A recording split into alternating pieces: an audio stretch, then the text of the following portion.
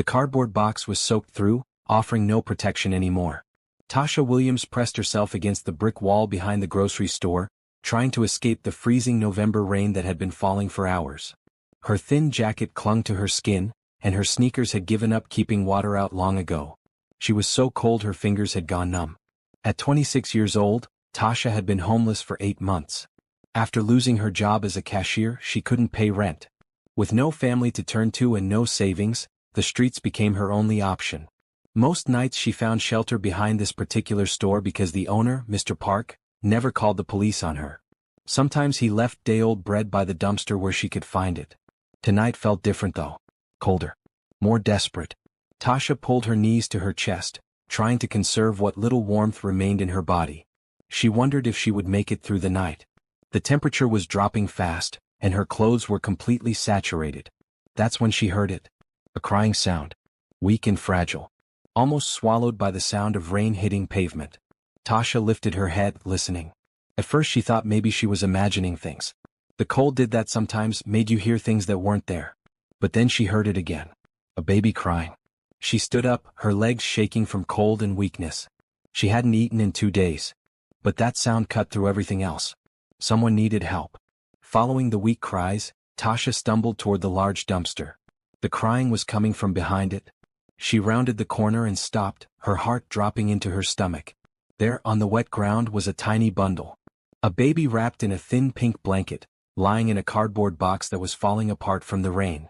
The infant couldn't have been more than a few months old. Her little face was red from crying, her small fists waving in the air. Tasha dropped to her knees beside the box, her hands shaking as she reached for the baby. The child was ice cold. Her lips had a slight blue tint. The blanket was soaked through, providing no warmth at all. Someone had left her here. Someone had abandoned this innocent baby in the rain to die. "Oh God," Tasha whispered, pulling the baby against her chest. "Who would do this? Who would leave you here?" The baby's cries weakened, and that terrified Tasha more than anything. She looked around frantically. The alley was empty. No cars on the street. No people walking by. It was past midnight, and this part of town was deserted at this hour. Tasha made a decision in that moment that would change everything. She didn't have anything. No home, no money, no resources.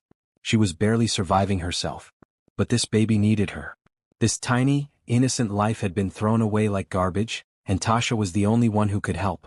She stripped off her jacket, even though it meant exposing herself to the freezing rain. She wrapped it around the baby, trying to create some layer of warmth. The infant's crying softened slightly as Tasha held her close, using her own body heat to warm the child. "I've got you," Tasha said softly. "I've got you now. You're not alone anymore." She looked at the box the baby had been left in. There was nothing else. No note, no identification, no supplies. Just a baby discarded like trash. Tasha felt anger rise in her chest, hot and fierce. How could anyone do this? How could someone leave an innocent child to die in the cold rain? But anger wouldn't help right now. The baby needed warmth and food. Tasha stood up, cradling the infant against her chest. She tucked the baby inside her thin shirt, right against her skin, trying to share what little body heat she had left. The baby was so small, so fragile. Tasha could feel her little heart beating fast, could feel each tiny breath. This child was fighting to survive just like Tasha had been fighting every day for months. "We're going to be okay," Tasha whispered, though she had no idea if that was true. "I don't know how, but we're going to make it through this." She started walking, her feet splashing through puddles. She needed to get the baby somewhere dry, somewhere warm. The community center was 6 blocks away. If she could just get there, maybe someone could help. Maybe they would still be open, or maybe she could find shelter under their awning until morning. Each step felt like a battle. Tasha was exhausted, cold, hungry, and now carrying a baby who needed immediate care. But she kept walking. She had to. This child's life depended on her. The rain continued to pour down, but Tasha bent over the baby, using her body as a shield. The infant had stopped crying now, which worried Tasha. Was that good or bad? She pressed her hand against the baby's back, feeling for breath. Still there. Still alive. "Stay with me," Tasha murmured. "Please stay with me." As she walked through the empty streets, Tasha wondered about the baby's mother. What kind of desperation would drive someone to abandon their child? Had she been in danger? Was she too young, too scared, too poor? Or was it something darker, something Tasha couldn't understand? It didn't matter now. What mattered was getting this baby to safety. Tasha had nothing to offer, nothing to give. But she had her heart and she had her determination. She would not let this child die. Not tonight. Not ever. The community center came into view and Tasha felt a small surge of hope. The lights were off, but there was an awning over the entrance. At least they could get out of the rain for a moment. At least she could assess the baby's condition and figure out what to do next. She reached the awning and sank down onto the concrete steps, her body shaking violently from cold and exhaustion.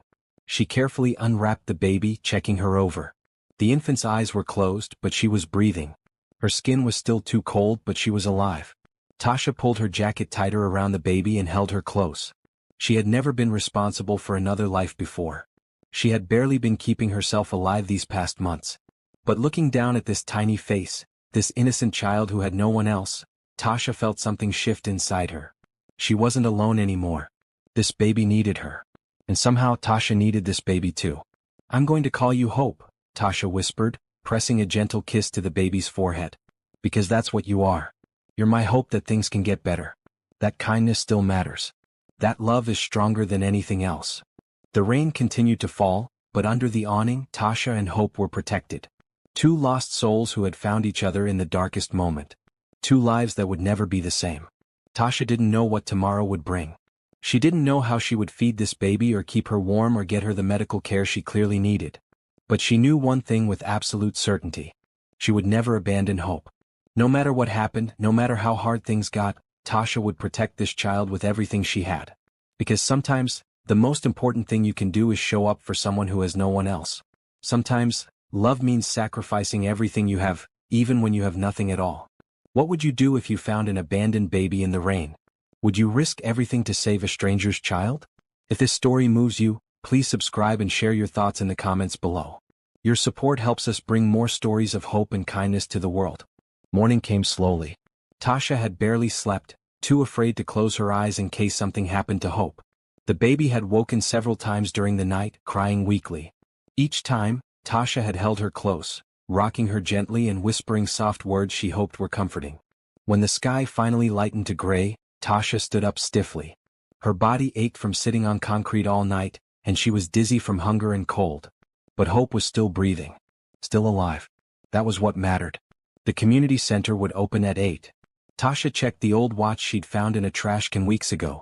It was almost 7:30. She just needed to wait a little longer. She looked down at Hope, who was sleeping fitfully in her arms. The baby needed so much. Diapers, formula, warm clothes, medical attention. Tasha had none of these things. She had no money, no phone, no way to provide for this child. But she couldn't give up. She wouldn't. At exactly 8 o'clock, Tasha heard the lock click. The front door of the community center opened, and a woman in her 50s stepped out. She wore a bright red sweater and jeans. Her name tag read Patricia. Patricia stopped when she saw Tasha holding the baby. Her eyes widened with concern. "Oh honey, how long have you been out here?" Patricia asked, her voice gentle. "All night," Tasha admitted. Her voice was hoarse from the cold. "Please, I need help. It's not for me. It's for her." She carefully pulled back the jacket to show Hope. Patricia gasped, immediately stepping closer. "Come inside right now," Patricia said, holding the door open. "Both of you. Come on." Tasha didn't hesitate. She walked into the warm building, feeling immediate relief as the heat wrapped around her. Patricia led her to a small office and gestured to a comfortable chair. "Sit down. Let me look at the baby." Tasha sat, reluctant to let go of Hope. But Patricia's hands were gentle and sure as she examined the infant. "She's breathing well, which is good," Patricia said. "But she's dehydrated and she needs formula immediately." "When did she last eat?" "I don't know," Tasha admitted. "I found her last night. Behind the grocery store. Someone left her in a box in the rain." Patricia's face showed shock, then anger, then deep sadness. She shook her head slowly. "I'm going to get formula and diapers from our supply room," Patricia said. "We help families in need. That includes you two now. I'll be right back." Tasha wanted to cry from relief. Patricia wasn't calling the police. She wasn't taking Hope away. She was helping. Patricia returned quickly with bottles, formula, diapers, and a soft blanket. She showed Tasha how to prepare the formula, testing the temperature on her wrist. When the bottle was ready, Tasha offered it to Hope. The baby latched on immediately, drinking desperately. Tasha watched in amazement as Hope's little hands came up to hold the bottle, her eyes still closed but her mouth working steadily. "There you go, sweet girl," Patricia said softly. "That's it." When Hope finished the bottle, Patricia helped Tasha change her diaper and wrap her in the warm blanket. The baby looked so much better already, her skin regaining some color. "Now you," Patricia said looking at Tasha. "When did you last eat?" 2 days ago, Tasha admitted quietly. Patricia left again and returned with a sandwich, fruit, and a bottle of water. She set them in front of Tasha. "Eat," Patricia said firmly. "You can't take care of her if you don't take care of yourself." Tasha wanted to refuse, to say she didn't deserve help. But she remembered her promise to Hope. She had to stay strong for this baby. So she accepted the food with gratitude. "Thank you," Tasha said, her voice breaking. "Thank you so much." "You don't have to thank me," Patricia replied. "This is what we do here. We help people who need it." As Tasha ate, Patricia asked gentle questions. Tasha explained how she'd become homeless, how she'd found Hope, how she'd spent the night trying to keep the baby warm. She didn't hide anything. Patricia listened without judgment. When Tasha finished, Patricia nodded slowly. "You did the right thing," she said. "That baby would have died if you hadn't found her. You saved her life, Tasha." "But I don't know what to do now," Tasha admitted. "I can't take care of her properly. I have nothing." "We'll figure it out together," Patricia said. "First, let me give you supplies. We have formula, diapers, baby clothes. Take whatever you need." "I can't pay you back," Tasha said. "Nobody's asking you to," Patricia replied. "These donations are meant for people exactly like you. People who need help. Please let us help you." Tasha felt tears slide down her cheeks. She nodded, accepting Patricia's kindness. She took the supplies with genuine gratitude, thanking Patricia repeatedly. Over the next few days, Tasha returned to the community center every morning. Patricia always welcomed her, always had fresh formula and supplies ready. She never asked Tasha to fill out forms or answer difficult questions. She just helped. Other people at the center helped too. Margaret, an elderly volunteer, knitted a tiny blue sweater for Hope. Thomas, who worked maintenance, found a used baby carrier so Tasha could keep Hope close while keeping her hands free. Everyone contributed what they could. Tasha met other homeless individuals who shared their knowledge. Carlos showed her the best places to find shelter. Deshaun shared his food. Kenji watched over Tasha and Hope while Tasha took quick showers at the center's facilities. Nobody judged her. Nobody questioned her decision to keep Hope instead of surrendering her to authorities. They understood that sometimes, love was more important than rules. Hope grew stronger each day. She started making little cooing sounds. Her eyes, which Tasha discovered were a beautiful brown, would follow Tasha's face. She would grab Tasha's finger with her tiny hand, holding on tight. Tasha fell completely in love. This baby had saved her as much as she'd saved Hope. Tasha had a reason to keep going now. A reason to wake up each morning. A reason to fight. She kept Hope clean and fed. She sang to her softly. She talked to her constantly, telling her stories about the stars, about her dreams for their future, about how much she loved her. At night, Tasha found a covered doorway of an abandoned building where they could sleep protected from the weather. She lined the space with cardboard and blankets people had given her. It wasn't much, but it was theirs. 2 weeks passed. Then 3. Hope was thriving despite their circumstances. She had gained weight. Her cheeks were fuller, her eyes brighter. She smiled at Tasha now, and each smile felt like a miracle. But Tasha knew this couldn't last forever. Winter was getting colder. Hope needed more than Tasha could provide on the streets. She needed stability, warmth, proper medical care, a real home. Tasha just didn't know how to give her those things without losing her. One morning, Tasha arrived at the community center and found Patricia waiting with a serious expression. "Tasha, can we talk?" Patricia asked. Tasha's heart sank. This was it. Patricia was going to tell her she had to give Hope up.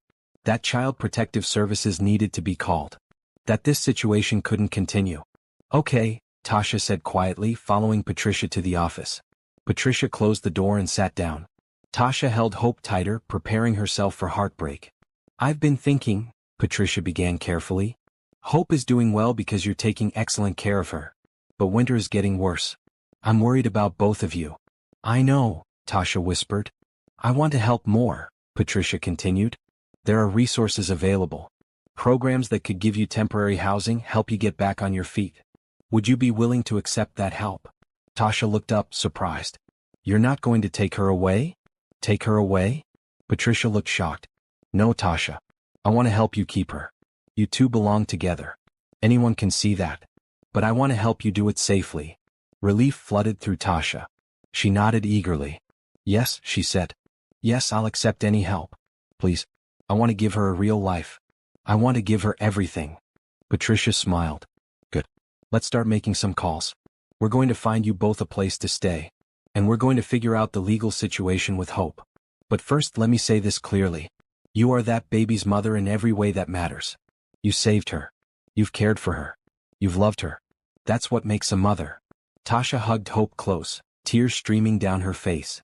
For the first time since finding the baby in the rain, she felt a flicker of real hope for their future. Across the city, in a tall building with windows overlooking the river, Harrison Cole stood in his office staring at a photograph. The picture showed a beautiful baby girl with brown eyes and a bright smile. His daughter, Lily. Harrison was 42 years old, a successful businessman who had built his company from nothing. He wore a blue suit today, perfectly tailored but showing signs of wear. He hadn't been paying attention to things like clothes lately. He'd been too focused on finding his daughter. Lily had been kidnapped 3 months ago. 3 months of hell. 3 months of searching every lead, following every tip, spending every resource he had to find her. She'd been 6 months old when she was taken. Right out of her nursery in the middle of the night. The nanny had been drugged. The security system disabled by someone who knew exactly what they were doing. Harrison had woken to find his daughter simply gone. His late wife Rachel had died during childbirth. Complications that couldn't be prevented. Harrison had held his newborn daughter while his heart shattered, knowing Rachel would never see her. Never hold her. Never watch her grow. For 6 months, Harrison had poured all his love into Lily. She was all he had left of Rachel. Every smile, every laugh, every tiny milestone was precious. He'd been terrified of being a single father, but he'd figured it out. He and Lily had become a team. Then someone stole her. Harrison had called the police immediately. They'd investigated thoroughly but found few clues. The kidnapper had been careful. Professional. The case went cold within weeks, though Harrison never stopped pushing. He hired private investigators. He offered a reward of $1 million for information leading to Lily's safe return. He followed every possible lead himself, driving across the state to check out tips that usually led nowhere. His business partner Jeremy had urged him to accept that Lily might be gone forever. To try to move on. Harrison had ended their partnership over that conversation. He would never give up on his daughter. Never. His assistant Rebecca knocked on the door, then entered. She was 50 years old, efficient and kind. She'd been with Harrison for 10 years, and she'd been searching as hard as he had for Lily. Any news? Harrison asked, though he asked the same question every morning and the answer was usually the same. Actually, yes, Rebecca said, and Harrison's head snapped up. We got a call about an hour ago. A woman at a community center on the east side. She says she might have information about Lily. Harrison's heart started pounding. He'd gotten his hopes up so many times only to have them crushed. But he couldn't help it. Every lead might be the one that brought his daughter home. What did she say? He asked. Not much over the phone, Rebecca admitted. She said there's a situation she thinks we should know about. She asked if we could come to the center today. Let's go, Harrison said immediately, grabbing his coat. Right now. Harrison, I know you're desperate, but please prepare yourself, Rebecca said gently. This might not be what we're hoping for. I know, Harrison said. But I have to try. They drove across the city to the east side, an area Harrison rarely visited. The buildings here were older, more run down. People stood on street corners looking tired and worn. Harrison felt a pang of guilt that he lived in such comfort while others struggled like this. The community center was a simple brick building with a faded sign. Harrison and Rebecca parked and walked inside. A woman in a red sweater greeted them. Mr. Cole? I'm Patricia. Thank you for coming. You said you have information about my daughter? Harrison asked, trying to keep his voice steady. Let's talk in private, Patricia said, leading them to an office. Before I tell you anything, I need to know something. If your daughter was found, if she'd been cared for by someone who truly loved her but who was struggling, how would you react? Harrison felt confused by the question. I'd be grateful beyond words. I don't care about the circumstances. I just want my daughter back safe. Patricia nodded slowly. And this person who'd been caring for her, would you punish them? Report them? If they saved my daughter's life? If they cared for her when she was in danger? Harrison shook his head. I would thank them. I would help them any way I could. Please, if you know something about Lily, tell me. Patricia pulled out her phone and showed Harrison a photo. A young woman with kind eyes holding a baby. Harrison leaned closer, studying the infant's face. His breath caught. Those eyes. That little nose. The shape of her face. Where did you get this? Harrison asked, his voice shaking. The woman in the photo is named Tasha. She's homeless. She found an abandoned baby 3 weeks ago and has been caring for her. The baby was left to die in the rain. Tasha saved her life. Harrison stared at the photo. Could it really be Lily? After 3 months, after so much searching, could his daughter really be alive? I need to see them, Harrison said. Both of them. Right now. Please. They'll be here in about an hour, Patricia said. Tasha comes every morning for supplies. But Mr. Cole, you need to understand something. Tasha has nothing. She's been living on the streets. But she has given that baby everything she has. She loves that child. If this is your daughter, you need to handle this carefully. I will, Harrison promised. I swear I will. I just need to see if it's really her. The next hour was the longest of Harrison's life. He paced the small office while Rebecca made phone calls to arrange for a DNA test. Patricia brought them coffee, but Harrison couldn't drink it. His hands were shaking too much. Finally, Patricia got a text. They're here, she said. Harrison stood up, his heart pounding so hard he thought it might burst. Patricia led them to the main room of the center. And there she was. A young woman in worn clothes, carrying a baby wrapped in a blue sweater. The woman looked exhausted and nervous. But the baby in her arms was alert and content, looking around with curious eyes. Brown eyes that Harrison would know anywhere. Lily, he whispered. Tasha saw the man the moment she walked into the community center. He was tall, well-dressed in a blue suit, and he was staring at her and Hope with an expression of such desperate hope that it made her stomach drop. She knew immediately who he was. This was Hope's father. The real father. The one who had been searching. Patricia had told her about the missing child posters. About the reward. About the wealthy businessman whose baby had been kidnapped. Tasha had seen the posters herself around the city, but she'd never looked closely at the photo. She'd been too focused on surviving, on caring for Hope. Now, looking at this man's face, seeing the same brown eyes that Hope had, seeing the same shape of the nose and chin, Tasha knew the truth. Hope wasn't some abandoned child. She was stolen. She was loved. She was missed desperately. And Tasha was going to lose her. The man took a step forward, then stopped as if afraid to move too fast. Is it really her? He asked, his voice breaking. Is that my Lily? Tasha held Hope tighter. She wanted to run. She wanted to keep this baby she'd come to love so much. But she'd known this moment might come. Deep down, she'd known Hope was too perfect, too well cared for before being abandoned, to not have someone searching for her.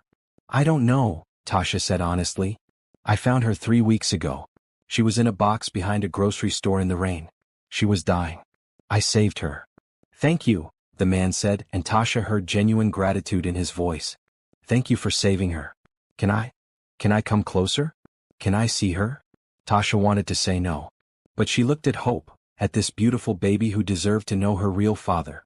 Who deserved the life of comfort and security this man could provide. Tasha nodded slowly. The man approached carefully. He was crying now, tears running down his face. He looked at Hope with such love that Tasha felt her own tears start. It's her, he whispered. That's my Lily. My baby girl. Hope looked at the man curiously. She reached out one tiny hand toward him, and he laughed through his tears, gently touching her fingers. She's beautiful, he said. She looks healthy and happy. You've taken such good care of her. I tried, Tasha said. I gave her everything I could. I can see that, the man said. He looked at Tasha directly. I'm Harrison Cole. Lily is my daughter. She was kidnapped from my home 3 months ago. I've been searching for her ever since. I'm Tasha Williams, Tasha replied. I didn't know she was kidnapped. I just knew she was going to die if someone didn't help her. And you did help her, Harrison said. You saved her life. I owe you everything. A woman stepped forward. She was older, well-dressed, and she smiled kindly at Tasha. I'm Rebecca, Mr. Cole's assistant. We'd like to arrange for a DNA test just to be absolutely certain. But in the meantime, we want to make sure you and the baby are comfortable. Would you be willing to let us help you? Tasha felt torn. Part of her wanted to refuse, to keep Hope and run as far as she could. But she looked at Harrison's face, saw the desperate love there, and knew she couldn't do that. If Hope was really his daughter, she belonged with him. He could give her everything Tasha couldn't. Okay, Tasha said quietly. I'll accept your help. Harrison's face showed relief. Thank you. We're going to book you a hotel room. You and Lily can stay there tonight, somewhere warm and safe. We'll arrange for the DNA test tomorrow. Is that all right? Tasha nodded. She was so tired of being cold and hungry. So tired of worrying about Hope's safety every moment. A hotel room sounded like a dream. There's a hotel 2 blocks from here, Rebecca said. It's clean and safe. We'll get you a room with everything you need. Food, clothes, supplies for the baby. You don't have to do all that, Tasha started, but Harrison interrupted gently. Please let me do this. You saved my daughter's life. This is the least I can do. Besides, I want to make sure both of you are comfortable during the testing process. Please accept. Tasha looked at Patricia, who nodded encouragingly. Tasha took a deep breath and nodded. Thank you, she said. I accept. With gratitude. An hour later, Tasha stood in a hotel room that felt like a palace. There was a Real bed with clean sheets. A bathroom with hot water. A television. Heat that worked. Rebecca had brought bags of supplies including formula, diapers, clothes for both Tasha and Hope, and food. The DNA results should be ready tomorrow afternoon, Rebecca explained. Mr. Cole wants you to know that whatever happens, he's grateful for what you did. He wants to help you. After Rebecca left, Tasha gave Hope a bath in the hotel sink, marveling at the warm water. She dressed her in a soft green sleeper that was brand new. She fed her a bottle while sitting on the comfortable bed. I think we're going to lose each other tomorrow, Tasha whispered to Hope. And I don't know how I'm going to survive that. But I know this is right. He's your daddy. He loves you. He can give you everything I can't. Hope looked up at her with those big brown eyes, her little hand wrapped around Tasha's finger. I love you so much, Tasha continued. These 3 weeks with you have been the happiest of my life. You saved me, you know. You gave me a reason to keep going. You showed me that love is real, that kindness matters, that hope exists even in the darkest places. Tasha ate the sandwich Rebecca had left, her first real meal in weeks. Then she took a hot shower, crying as the water washed away dirt and exhaustion. She put on the clean clothes Rebecca had provided, comfortable sweatpants and a green t-shirt. That night, Tasha slept in a real bed for the first time in months, with Hope beside her in the bassinet the hotel had provided. She woke several times just to check that Hope was still breathing, still safe. In the morning, Rebecca arrived with breakfast. Then a medical team came to collect DNA samples. They were kind and professional, treating both Tasha and Hope with respect. The results will be ready this afternoon, the technician explained. We'll call Mr. Cole as soon as we have them. After they left, Tasha spent the day playing with Hope, memorizing every detail. The way she smiled. The little sounds she made. The way she held onto Tasha's finger. Tasha wanted to remember everything about this baby she'd come to love. At 3 in the afternoon, Rebecca called. The results are in. Can we come see you? Yes, Tasha said, her heart heavy. 20 minutes later, Harrison and Rebecca arrived. Harrison was holding papers, and his face showed joy mixed with sadness. It's confirmed, he said. She's my daughter. She's Lily. Tasha nodded, tears streaming down her face. I knew she was. I'm happy for you. Really. She deserves to be with her real family. Harrison sat down across from Tasha. I need to say something important. You are the reason my daughter is alive. Without you, she would have died that night in the rain. You gave up everything to save a stranger's child. That kind of kindness is rare and precious. Anyone would have done the same, Tasha said. No, Harrison said firmly. Not everyone would have. You had nothing and you still gave everything. That makes you extraordinary. He paused, looking at Hope, then back at Tasha. I can see that Lily loves you. She's bonded with you. You're the only mother she's known these past weeks. I don't want to just take her away from you. That wouldn't be right. What do you mean? Tasha asked, confused. I mean, I want you to continue being part of Lily's life, Harrison said. I'm asking you to come live in my guest house. I'm offering you a job as Lily's nanny. I want you to help me care for her. She needs both of us. Tasha stared at him, unable to believe what she was hearing. You want me to stay with her? I want you to have a home, a job, stability, Harrison said. You've earned it. More than that, Lily needs you. She shouldn't have to lose the person who saved her. Please accept this offer. Tasha looked at Hope, who was watching her with those beautiful brown eyes. She thought about having a real home. About being able to care for Hope properly. About not having to say goodbye to this child she loved. Yes, she whispered. Yes, I accept. Thank you. Thank you so much. Harrison smiled, and for the first time since entering the hotel room, he looked truly happy. Thank you, Tasha. You've given me my daughter back. Now let me help you build a new life. For both of you. The next morning, Harrison's driver picked up Tasha and Hope from the hotel. Tasha sat in the back seat of the luxury car, feeling completely out of place. She was wearing new clothes Rebecca had bought for her. Nice jeans and a bright red sweater. Hope was dressed in a pink outfit, looking healthy and content. The house is about 20 minutes away, the driver said kindly. His name was George and he'd been working for Harrison for 15 years. Mr. Cole is very excited to have you and the baby home. Home. The word felt strange. Tasha hadn't had a home in so long. They drove through parts of the city Tasha had never seen before. The buildings got nicer, the streets cleaner. Trees lined the roads. People walked dogs and pushed strollers. This was a different world from the one Tasha had been surviving in. Finally, they turned into a long driveway. At the end was a beautiful house, 2 stories tall with large windows and a well-kept lawn. Behind it, Tasha could see a smaller building. That's the guest house, George explained. That's where you'll be staying. It has 2 bedrooms, a kitchen, bathroom, everything you'll need. Harrison was waiting on the front steps of the main house. He smiled when he saw them and walked over to open the car door. Welcome, he said warmly. How was the drive? Good, Tasha managed to say. She was overwhelmed by all of this. Harrison reached for Hope and Tasha carefully handed her over.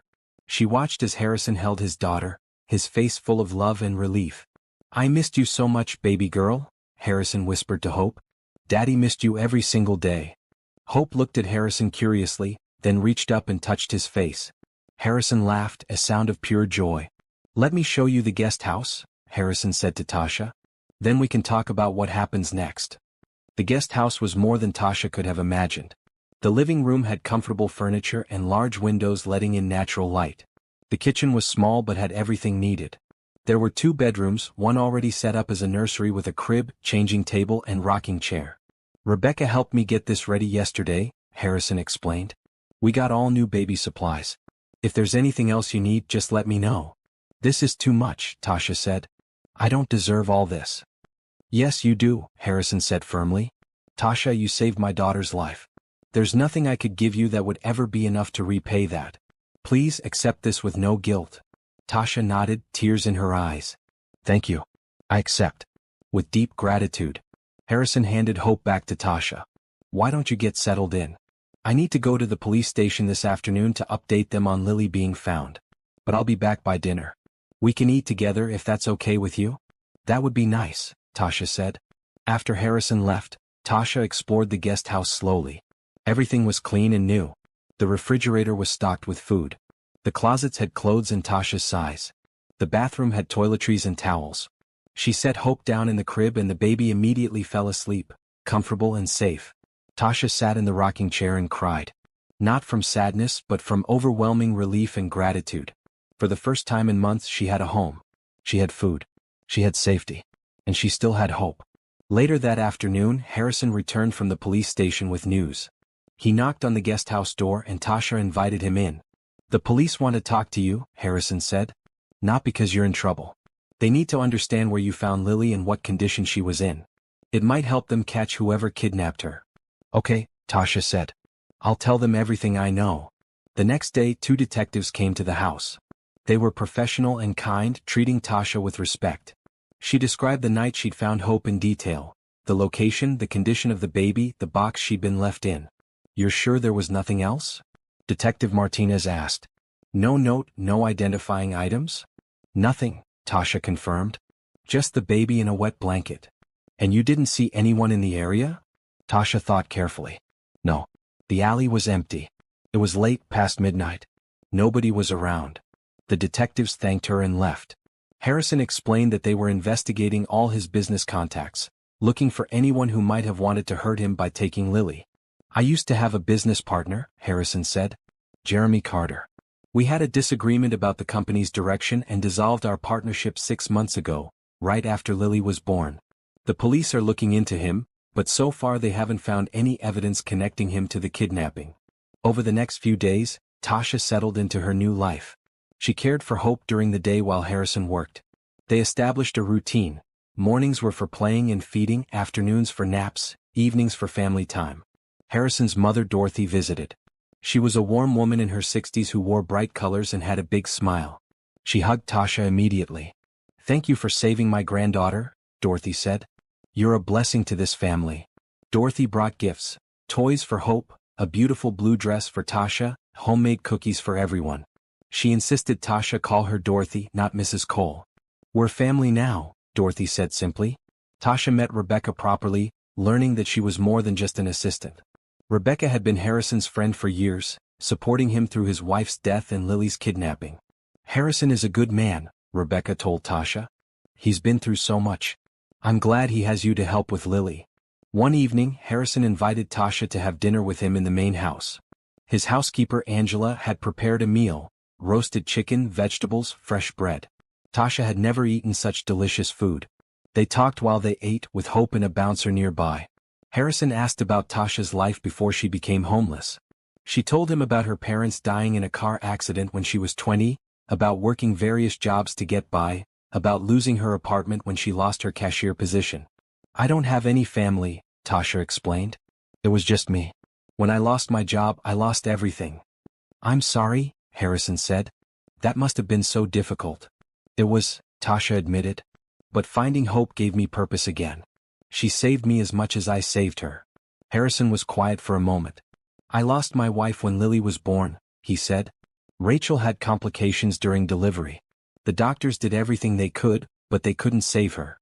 I held Lily while Rachel died. It was the worst day of my life." "I'm so sorry," Tasha said softly. "For 6 months it was just me and Lily," Harrison continued. "She was all I had left of Rachel. When she was taken, I thought I'd lost everything. I searched everywhere. I never gave up hope, but there were dark moments when I wondered if I'd ever see her again." "But you found her," Tasha said. "No," Harrison corrected gently. "You found her. You saved her. If you hadn't been there that night, if you hadn't cared enough to help a stranger's baby, Lily would have died. I owe you her life." Tasha didn't know what to say to that. She just nodded, feeling the weight of it. As the evening went on, Tasha felt herself relaxing around Harrison. He was kind and easy to talk to. He asked her opinions about Lily's care. He valued her input. He treated her as an equal, not an employee. "I want you to know something," Harrison said as the evening ended. "This isn't just a job. You're not just a nanny. You're part of Lily's life. Part of our family. I hope you'll stay for a long time." "I will," Tasha promised. "As long as you'll have me." After she returned to the guest house and put Hope to bed, Tasha stood at the window looking at the main house. Lights glowed warmly from the windows. She could see Harrison moving inside, going about his evening routine. Something was changing. She could feel it. This wasn't just about Hope anymore. Tasha was starting to care about Harrison too. Not just as her employer or Hope's father, but as a person. A kind, generous, hurting person who was trying his best. She pushed the thought away. That was dangerous. Harrison was wealthy and successful. She was a homeless woman he'd taken in out of gratitude. They lived in different worlds. But still, as she climbed into her comfortable bed that night, Tasha couldn't help but think about Harrison's smile. About the way he looked at Hope with so much love. About how he'd welcomed Tasha into his home without hesitation. Maybe, just maybe, there was more to this story than either of them realized yet. 3 weeks passed in comfortable routine. Tasha cared for Hope during the day, and Harrison spent evenings with them both. They became a team, working together to give Hope the best care possible. Hope was thriving. She gained weight and grown stronger. She laughed more now, her little giggle filling the house with joy. She was starting to try to roll over, and both Tasha and Harrison celebrated each new milestone. Tasha had gained weight too, filling out from regular meals. Her skin looked healthier. Her eyes were bright instead of exhausted. She wore the nice clothes Rebecca kept buying for her, feeling more confident each day. But there was still the mystery of who had kidnapped Hope. The police investigation continued, but there were no solid leads. Harrison grew frustrated, wanting answers and justice. Then one afternoon, Detective Martinez called. "Mr. Cole, we need you to come to the station. We have someone in custody." Harrison's face went pale. "You caught the kidnapper?"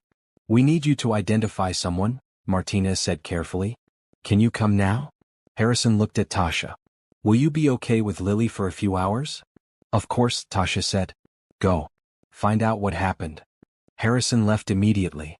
Tasha tried to distract herself by playing with Hope, but she was anxious. Who had taken this innocent baby? Why had they done it? 4 hours later, Harrison returned. His face showed anger, sadness, and disbelief all at once. "It was Jeremy," he said, sitting down heavily. "My former business partner. He confessed to everything." "Why?" Tasha asked. "Why would he do that?" "Money," Harrison said bitterly. "He was planning to demand ransom. He hired someone to take Lily from the nursery. But the person he hired panicked when the story went public so quickly. Instead of delivering Lily to Jeremy, he abandoned her. Just left her in that alley to die." Tasha felt sick. "That's horrible." "Jeremy has been arrested," Harrison continued. "The police have evidence. He'll go to prison for a long time. But Tasha, if you hadn't found Lily that night, if you hadn't saved her, my daughter would be dead. Jeremy's plan killed her." "But she's alive," Tasha said firmly. "She's here, she's healthy, she's happy. That's what matters." Harrison looked at her with such gratitude and something else Tasha couldn't quite name. "You're remarkable, you know that? Your kindness, your strength, your love for Lily. You're remarkable." Tasha felt her face grow warm. "I just did what anyone would do." "No," Harrison said, moving closer. "Not everyone would have done what you did. You gave everything to save a stranger's baby. That's not ordinary. That's extraordinary." They sat together in silence, watching Hope play on her mat. The baby was making happy sounds, completely unaware of the darkness that had surrounded her birth and early months. "I need to tell you something," Harrison said after a while. "When this first happened, when I learned you'd been caring for Lily, I thought I'd just be grateful and that would be it.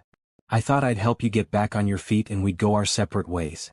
He paused, looking at Tasha directly. "But that's not what happened. These past weeks, getting to know you, watching you with Lily, seeing your kindness and strength, I've realized something. You're not just Lily's caregiver. You're family. You're important to both of us." "You're important to me too," Tasha admitted quietly. "Both of you. This has become home." "I'm glad," Harrison said, smiling. "Because I want you to stay. Not as an employee. As family. This is your home now for as long as you want it to be." That evening, Harrison's mother Dorothy came over for dinner. When she heard the news about Jeremy being arrested, she shook her head in disgust. "That man always was trouble," Dorothy said. "I never liked him. But thank God he's caught now and can't hurt anyone else." They had a celebration dinner together. Tasha, Harrison, Dorothy, Rebecca, and Hope. Angela had cooked a feast with all of Harrison's favorite foods. They ate and laughed, telling stories and enjoying being together. After dinner, Dorothy pulled Tasha aside. "Can I tell you something?" "Of course," Tasha said. "I see the way my son looks at you," Dorothy said with a knowing smile. "And I see the way you look at him. There's something special developing between you two." "I don't know what you mean," Tasha said, but her face betrayed her. "It's okay," Dorothy said gently. "It's good. Harrison hasn't been happy since Rachel died. He's been existing, not living. But with you here, with Lily back, I see him coming alive again. I see him smiling. That's because of you." "He's been so kind to me," Tasha said. "And you've been kind to him," Dorothy replied. "You saved his daughter. You brought joy back into this house. That's not small." Later, after everyone had left and Hope was asleep, Tasha and Harrison sat together on the porch of the main house. The night was cool but not cold and stars filled the sky. "Thank you for tonight," Tasha said. "For including me in everything. For making me feel like family." "You are family," Harrison said. "I mean that." They sat in comfortable silence for a while. Then Harrison spoke again. "Can I ask you something?" "Anything," Tasha said. "Are you happy here?" Harrison asked. "Truly happy?" Tasha thought about her answer. She thought about the cold nights on the street, the hunger, the fear. She thought about finding Hope and making the decision to save her. She thought about these past weeks in the guest house, caring for Hope, getting to know Harrison, feeling safe and valued for the first time in months. "Yes," she said honestly. "I'm happier than I've been in a long time. Maybe ever." "Good," Harrison said. "Because I want you to be happy. You deserve happiness after everything you've been through." "So do you," Tasha said softly. Their eyes met and Tasha felt something shift between them. Something warm and real and a little scary. She saw in Harrison's eyes that he felt it too. But neither of them said anything more. It was too new, too fragile. Instead, they just sat together under the stars, comfortable in each other's presence, not needing words. Inside the guest house, Hope slept peacefully, dreaming baby dreams. She was loved by two people who would do anything for her. Two people who were learning that sometimes, the greatest love stories begin with an act of kindness. And sometimes, saving someone else's life can save your own. The seasons began to change. Spring arrived with warm sunshine and blooming flowers. Hope was now 7 months old and learning new things every day. She could sit up on her own and was trying to crawl. Her personality was emerging, curious, happy, affectionate. Tasha had been living in the guest house for 2 months now. It felt like home. She'd made the space her own with small touches, photos of her and Hope, plants on the windowsill, books on the shelf that Rebecca had helped her pick out. But something else was changing too. Her relationship with Harrison. They spent more time together now, not just caring for Hope but enjoying each other's company. Harrison would invite Tasha to the main house for breakfast. They'd have coffee together in the morning while Hope played. They'd take walks in the evening, pushing Hope in her stroller through the neighborhood. Harrison told Tasha about his childhood, growing up with Dorothy who'd raised him alone after his father left. He talked about building his business from nothing, about meeting Rachel in college and falling in love, about the joy and terror of becoming a father. Tasha shared her own stories. The happy memories of her parents before the accident. The struggle to survive after losing them. The kindness of strangers who'd helped her along the way. The night she'd found Hope and everything changed. They laughed together. They cried together. They became friends. But Tasha was starting to feel more than friendship. When Harrison smiled at her, her heart beat faster. When he touched her hand accidentally, she felt electricity. When he looked at Hope with such love, Tasha found herself imagining what it would be like if they were really a family. She tried to push these feelings away. Harrison was her employer. He'd lost his wife. He was just being kind. She shouldn't confuse gratitude with something more. But the feelings wouldn't go away. One Saturday afternoon, Harrison suggested a family outing. Let's take Hope to the park. The weather is beautiful. We should enjoy it. Tasha dressed Hope in a green romper, and she wore a bright blue sundress that Rebecca had bought her. Harrison wore casual jeans and a red t-shirt. They looked like any normal family going out for the day. The park was full of people enjoying the spring weather. Children played on swings and slides. Couples walked hand in hand. Dogs ran after balls. It was a scene of simple happiness. Harrison pushed Hope in the baby swing while Tasha took photos on the phone Harrison had given her. Hope giggled with delight every time the swing went up, her little legs kicking with excitement. She loves this, Harrison said, laughing. She loves you, Tasha said without thinking. Harrison looked at her and something passed between them. A moment of understanding. Of recognition. I love her too, Harrison said softly. And I love what you've done for her. For us. They got ice cream from a vendor. Tasha had never tasted anything so good. They sat on a bench, sharing the treat while Hope napped in her stroller. I've been thinking about something, Harrison said. About Lily's name. What about it? Tasha asked. You named her Hope when you found her, Harrison said. That name meant something. It still means something. What if we gave her both names? Lily Hope Cole. It honors what she means to both of us. Tasha felt tears prick her eyes. That's beautiful. Yes, I love that. Good, Harrison said, smiling. Because you should have a say in her life. You're her mother too in all the ways that matter. The word mother hit Tasha hard. She'd never let herself think of it that way. But Harrison was right. She'd cared for Hope from the beginning. She'd nurtured her, protected her, loved her. That made her a mother. As they walked home, Harrison carrying Hope and Tasha pushing the empty stroller, they talked about the future. About Hope's first birthday coming up in a few months. About enrolling her in activities when she got older. About school and friends and all the milestones to come. They talked like partners. Like parents planning their child's future together. When they reached the house, Harrison invited Tasha inside for dinner. Angela made too much food as usual. We should eat together. They had a comfortable meal, talking and laughing while Hope ate her baby food. After dinner they gave Hope a bath together, both getting splashed and wet. They read her bedtime stories, taking turns with the voices. When Hope finally fell asleep, Tasha and Harrison found themselves alone in the living room. The house was quiet. Peaceful. Thank you for today, Tasha said. It was perfect. It was, Harrison agreed. He was quiet for a moment, then spoke. Tasha, can I tell you something? Of course. I've been thinking a lot lately, Harrison said slowly. About my life, about what I want, about what makes me happy. For a long time after Rachel died, I thought I'd never feel happy again.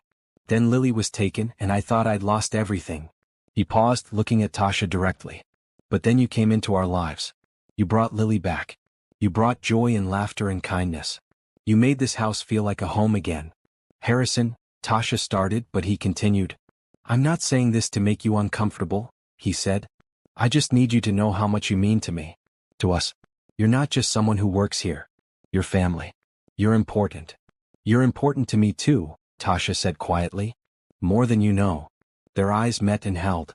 Tasha saw in Harrison's gaze everything she'd been feeling. The growing affection. The connection. The possibility of something more. Harrison reached out and gently took Tasha's hand. Is this okay? He asked. Yes, Tasha whispered. They sat like that for a long time, holding hands, not needing to say anything more. Everything was understood in that simple touch. Later, as Tasha walked back to the guest house, she felt like she was floating. Something had shifted tonight. A line had been crossed, or maybe a wall had come down. Whatever it was, Tasha knew their relationship had changed. And she wasn't afraid. She was hopeful. She checked on Hope, who was sleeping peacefully in her crib. Then Tasha lay down in her own bed, replaying the day in her mind. The park, the ice cream, the hand-holding, the way Harrison had looked at her. Maybe, just maybe, this story had an even better ending than she'd imagined. Maybe saving Hope had led Tasha to something she'd never expected to find. A family. A home. And possibly love. Are you feeling the connection growing between Tasha and Harrison? Do you believe in second chances and new beginnings? Subscribe now to see where this beautiful journey leads, and leave a comment telling us what you think will happen next. Your support helps us share more stories of hope, love, and transformation. The next few weeks brought a deepening of everything between Tasha and Harrison. They spent every evening together now, falling into comfortable routines that felt natural and right. Harrison began teaching Tasha about his business. He showed her the company he'd built, explaining how he'd started with nothing and created something successful through hard work and determination. Tasha was fascinated, asking questions and offering insights that Harrison found valuable. You have a good mind for this, Harrison told her one evening as they reviewed some contracts together while Hope played nearby. You see things I miss. I just think about what makes sense, Tasha said. That's exactly what business needs, Harrison replied. Common sense and care. He'd also enrolled Tasha in online courses so she could get her GED. She'd never finished high school after her parents died, too focused on survival. Now, with stability and support, she was ready to complete her education. You're so smart, Harrison said, watching her work through math problems. You're going to pass this easily. I hope so, Tasha said. I want Hope to see me always learning, always growing. She will, Harrison assured her. You're going to be an amazing role model. Dorothy visited often, bringing gifts and love. She'd embraced Tasha fully, treating her like a daughter. She taught Tasha how to cook Harrison's favorite meals, sharing family recipes and stories. My son cares for you deeply, Dorothy told Tasha one afternoon while they made cookies together. I can see it in his eyes. The way he looks at you. I care for him too, Tasha admitted. But I don't know if I should. I don't want to complicate things. Love isn't a complication, Dorothy said wisely. It's a gift. Don't be afraid of it. Rebecca also became a close friend. She helped Tasha shop for clothes, teaching her about professional attire and personal style. They had lunch together regularly, and Rebecca shared stories about Harrison that made Tasha understand him better. He's been alone for so long, Rebecca said. After Rachel died, he threw himself into work and caring for Lily. He didn't let anyone else in. But you've changed that. You've helped him open up again. He's helped me too, Tasha said. He gave me a chance when nobody else would. One evening, Harrison suggested a dinner date. Just the two of us. Angela can watch Hope for a few hours. We could go out, have a real meal, talk without interruptions. Like a date? Tasha asked, her heart racing. Yes, Harrison said simply. Like a date? If you want to. I do, Tasha said. I really do. They went to a nice restaurant downtown.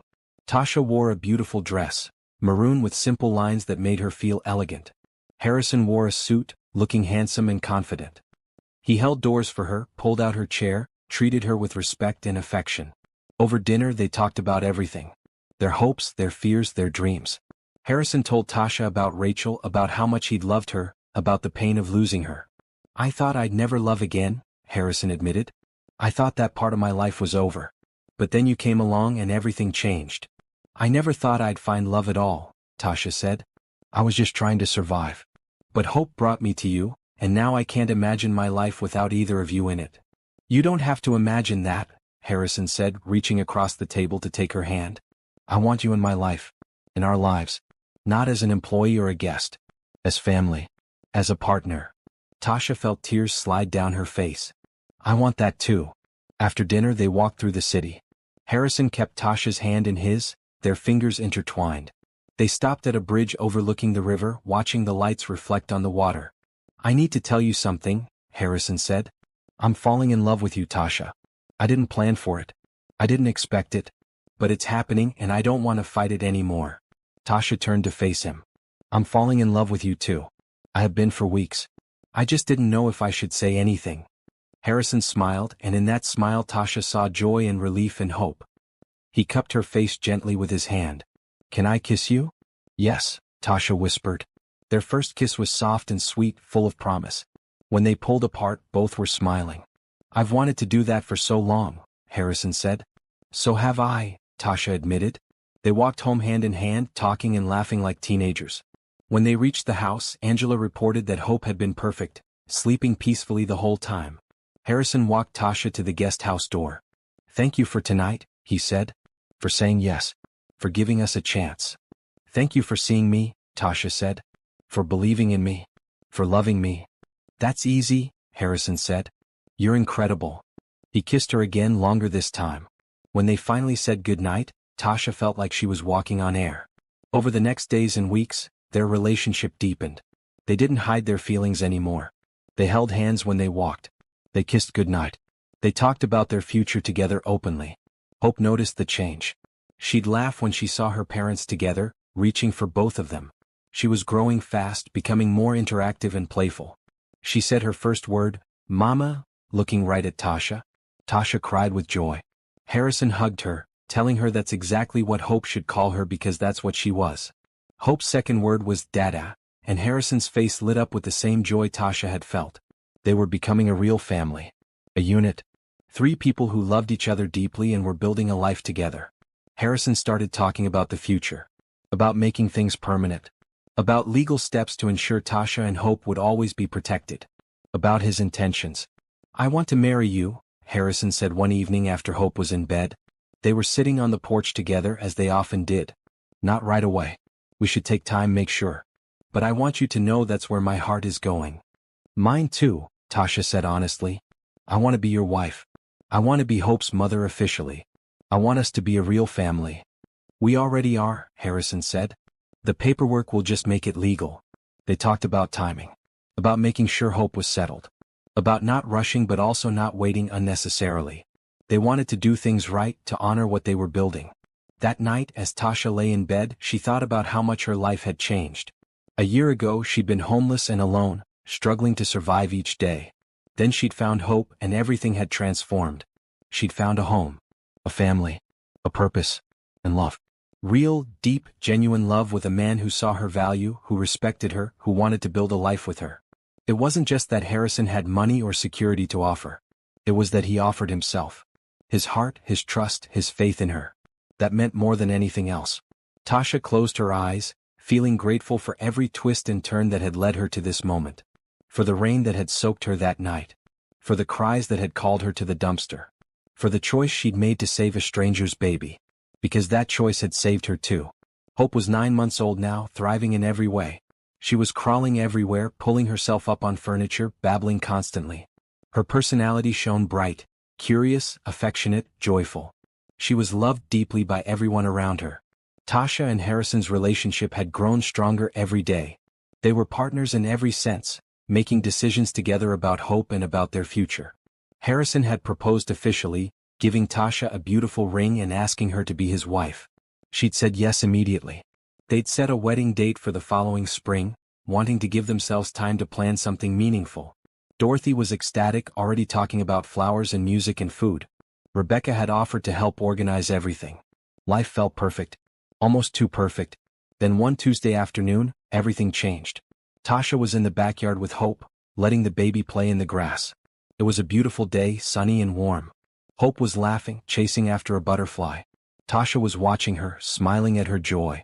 She didn't notice the man approaching until he was close. Too close.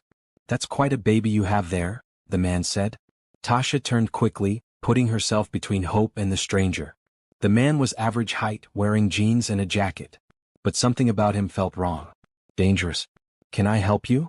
Tasha asked, keeping her voice calm but firm. I don't think so, the man said. But I could help you. That baby, she's valuable, isn't she? Worth a lot of money. Tasha's blood ran cold. You need to leave. Now. I don't take orders from you, the man said, taking another step forward. You think you're so smart taking care of Cole's kid. But you're nobody. Just some homeless woman who got lucky. Leave, Tasha repeated louder now. She pulled out her phone, ready to call for help. The man laughed. I'm going already. But this isn't over. Tell Cole I'm watching. Tell him his precious daughter isn't as safe as he thinks. He turned and walked away, disappearing around the corner of the house. Tasha immediately scooped up Hope and ran inside, locking all the doors. Her hands shook as she called Harrison. Someone was here, she said when he answered. A man. He threatened Hope. I'm coming home right now, Harrison said. Call the police. Lock every door and window. I'll be there in 10 minutes. Tasha did exactly as Harrison said. The police arrived quickly, followed by Harrison. He burst into the house, running to Tasha and Hope. He wrapped his arms around them both, holding tight. Are you okay? He asked. Did he hurt you? No, Tasha said. But Harrison, he knew about Hope. He knew she was valuable. He was threatening. The police took Tasha's statement. She described the man as best she could. Average height, brown hair, no distinguishing features. He'd been careful not to do anything overtly illegal, just threatening enough to scare her. After the police left, Harrison called his head of security, a man named Frank who'd worked for the family for years. Frank arrived within an hour and immediately began implementing new security measures. We're installing cameras around the entire property, Frank explained. Front gate will be locked at all times with intercom access only. I'm assigning a security guard to patrol the grounds 24 hours a day. Whatever it takes, Harrison said. My family's safety is priority. That night, Tasha couldn't sleep. She kept replaying the encounter in her mind. The man's words. His threat. The way he'd looked at Hope like she was an object, not a child.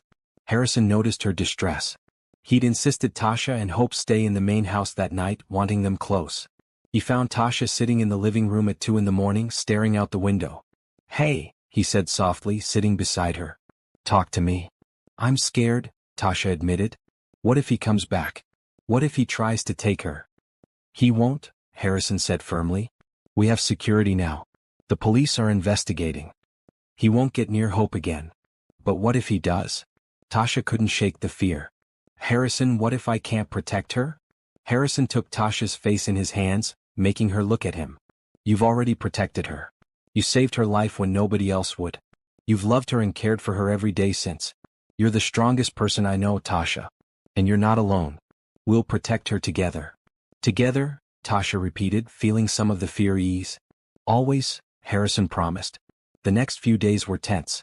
Everyone was on high alert. The new security measures helped, but the threat hung over them like a dark cloud. Then the police got a break. They'd shown Tasha's description to Harrison's former business partner Jeremy, who was still in custody awaiting trial. Jeremy had identified the man immediately. His name is Mark Stevens, Detective Martinez explained. He was the one Jeremy hired to kidnap Lily in the first place. The one who abandoned her in the alley. Harrison's face darkened with anger. So he's back. Why? We think he wants to finish what he started, Martinez said. Try to get ransom money directly from you. But knowing who he is gives us a huge advantage. We have his photo, his information. We're tracking him down now. How long until you find him? Harrison asked. Soon, Martinez promised. He made a mistake showing himself at your house. We have cameras from nearby properties. We'll find him. True to his word, Mark Stevens was arrested 2 days later. The police caught him trying to break into the property through a back fence. Frank's security team spotted him immediately on the new cameras and called the police. Mark was arrested without incident. With both Jeremy and Mark in custody, the threat was finally over. Hope was safe. The family could breathe again. That night, Harrison gathered everyone. Tasha, Hope, Dorothy, Rebecca, and Angela. They sat together in the living room, a family united by love and loyalty. I want to thank all of you, Harrison said. These past months have been challenging. But we got through it together because we're family. We take care of each other. We protect each other. That's what matters most. To family, Dorothy said, raising her glass. To family, everyone echoed. Later, after everyone had gone home, Tasha and Harrison sat together holding Hope, who'd fallen asleep between them. That was too close, Tasha said quietly. It was, Harrison agreed. But we're safe now. Hope is safe. And we're stronger for having gone through it together. I couldn't have survived this without you, Tasha said. You could have, Harrison replied.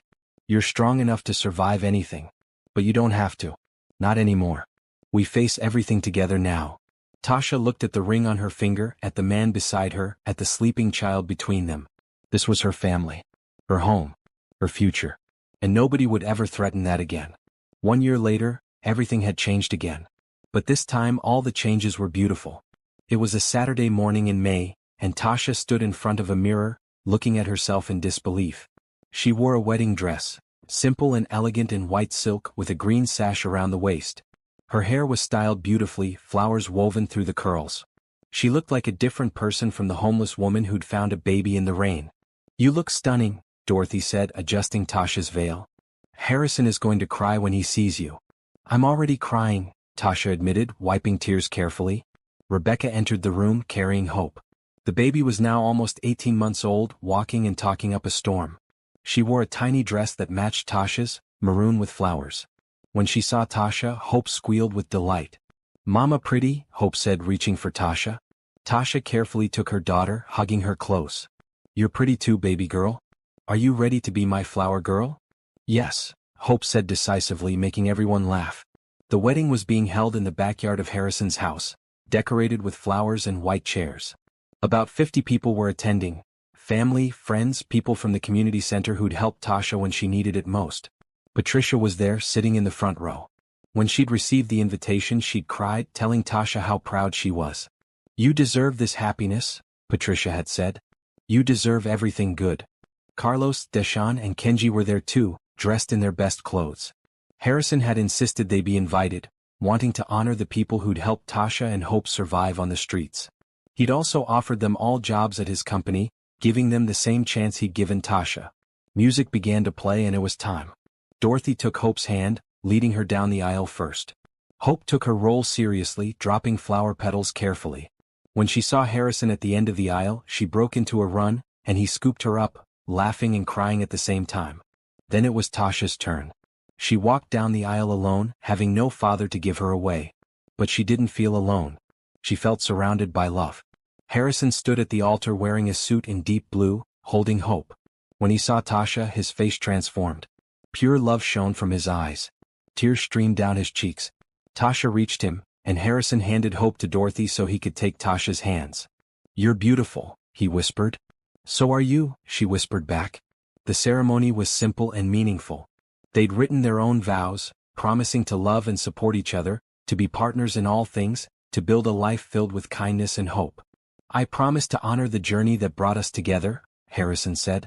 To remember that love sometimes comes from the most unexpected places. To cherish you and Hope every single day. I promise to love you with the same courage it took to save a stranger's baby, Tasha said. To face every challenge together. To build a family filled with kindness, hope, and endless love. When the officiant pronounced them husband and wife, Harrison kissed Tasha softly while everyone cheered. Hope clapped her hands, shouting Mama and Dada, making everyone laugh through their tears. The reception was joyful. There was food and dancing and laughter. Dorothy gave a speech about how proud she was of her new daughter. Rebecca told funny stories about Harrison. Patricia talked about the day Tasha had walked into the community center with Hope, how she'd known immediately that something special was happening. Harrison and Tasha danced their first dance as husband and wife, holding each other close. I love you, Harrison whispered. I love our life. I love our family. I love you too, Tasha replied. Thank you for seeing me. For believing in me. For loving me. That was easy, Harrison said, echoing the words he'd said months ago. You're incredible. Later in the evening, after cutting the cake and throwing the bouquet, Harrison made an announcement. Tasha and I have some news to share, he said, holding her hand. In addition to getting married today, we're officially adopting Hope together. The paperwork is final. Tasha is Hope's legal mother now, and Hope's name is officially Lily Hope Cole. More cheers and tears. Hope, sitting on Harrison's hip, looked confused by all the attention but happy. She clapped along with everyone else. As the sun set and the party continued, Tasha found a quiet moment to reflect. She thought about the night she'd found Hope, cold and desperate and alone. She'd made a choice that night to save a life, not knowing it would save her own. That one act of kindness had led to all of this. A home. A family. A husband who loved her. A daughter who called her mama. A life filled with purpose and joy. Harrison found her standing by herself and wrapped his arms around her from behind. "What are you thinking about?" "How everything changed," Tasha said. "How one moment, one choice, one act of love can transform your entire life." "You transformed my life too," Harrison said. "You brought hope back to me. You brought joy and laughter back into this house. You made me believe in love again." "We saved each other," Tasha said simply. "We did," Harrison agreed. They watched their daughter play with Dorothy, her grandmother who adored her. They watched their friends celebrate together. They saw the life they'd built, strong and real and full of hope. "What do you think about giving Hope a sibling?" Harrison asked softly. "In the future when we're ready. Growing our family." Tasha turned to look at him, seeing the hope in his eyes. "I think that sounds perfect. Not right away. But yes. Definitely yes." Harrison kissed her and Tasha felt complete happiness. This was her life now. This was her family. This was home.